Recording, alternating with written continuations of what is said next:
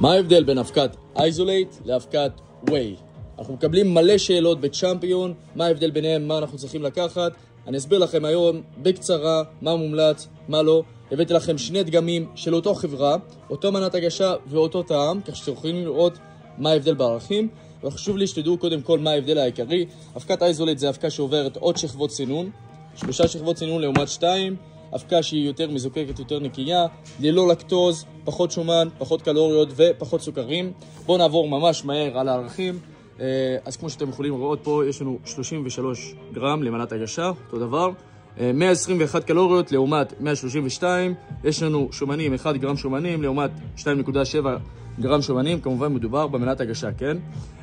יש לנו פחמימות 0.9 לעומת 2.3.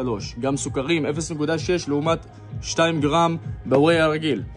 וחלבונים זה 27 גרם חלבון לעומת 25 גרם חלבון.